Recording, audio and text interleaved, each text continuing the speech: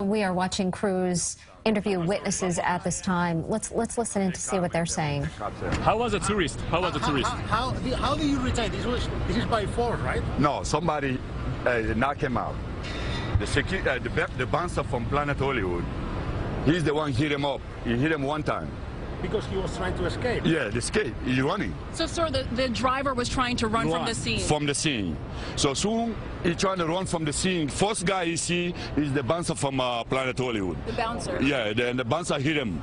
So we hit him. All this come out of blood. So we jump and tap him.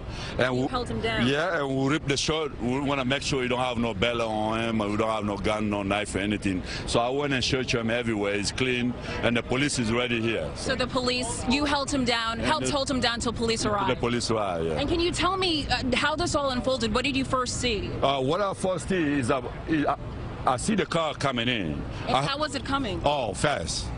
Fast. No brake, no nothing. It's a bang. Before I realize there's fire down the car.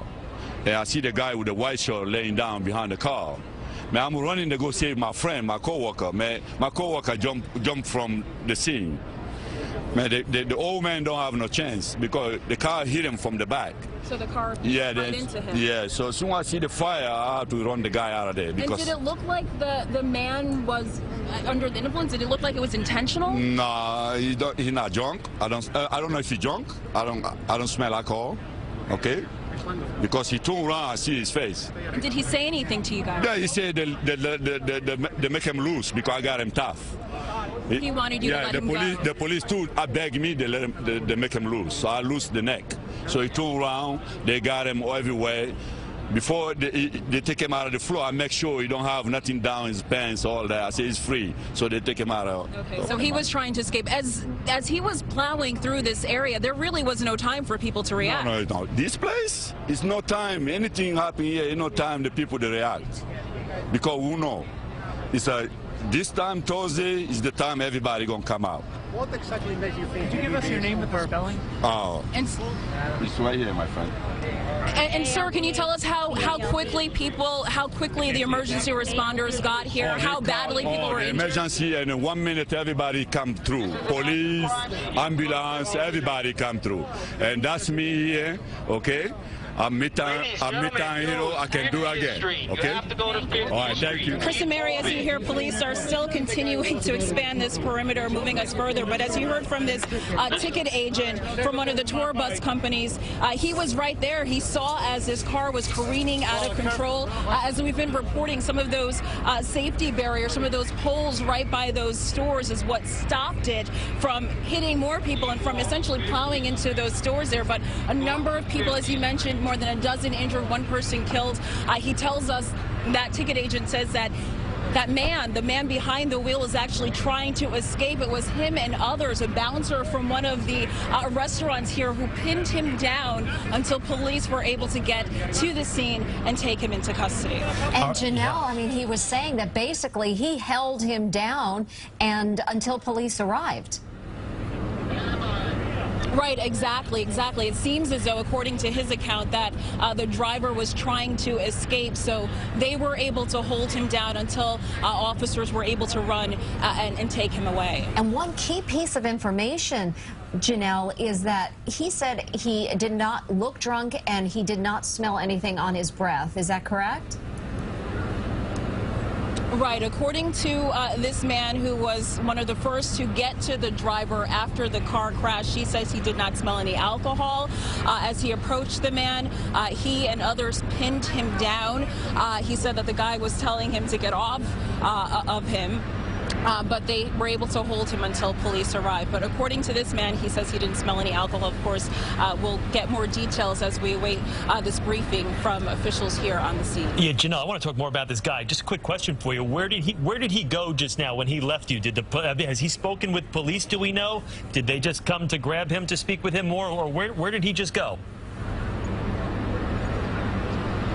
Well, police, as you heard, they were pushing us further back, widening the scene. I'm not quite sure where exactly that man went. I would imagine that police, of course, would want to hear his account of what happened.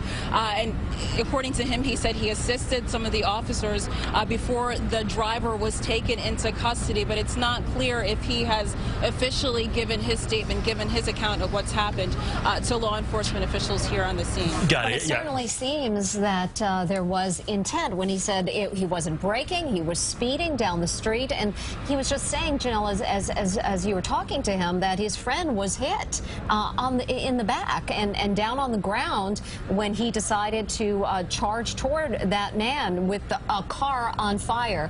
So just an incredible account, Janelle, from that person that you just spoke with, revealing some key clues for police as to what happened here. But again, as you said, he was just standing there in Times Square when he watched this unfold.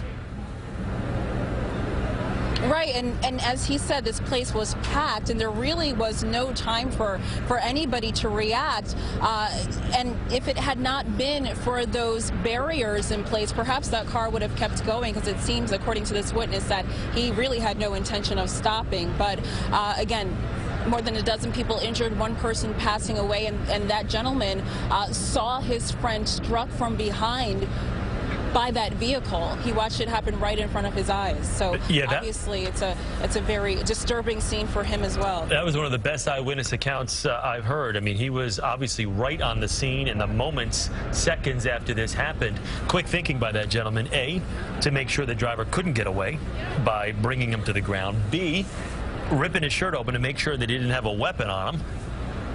And C, holding him down for police. I thought it was interesting how he said even the police were like, you got to loosen up on his neck. There are some people that run towards danger, and there you heard one of them. A ticket agent. Looked like a big guy, too. One that you see in Times Square all the time, and a bouncer at Planet Hollywood. Janelle was telling you that he ran toward that car, and, you know, not knowing what was in that vehicle, too. You have these two men running toward that vehicle to make sure that this man does not escape, and he was very clear, Janelle, in telling you that he saw that man get out of the car and try to run, and they were just not having it. Those two men, the bouncer from Planet Hollywood and this gentleman that you just talked to, that ticket agent, but again, people who will run towards danger. And there you see the video of that suspect being taken into custody, that 26-year-old male from the Bronx. But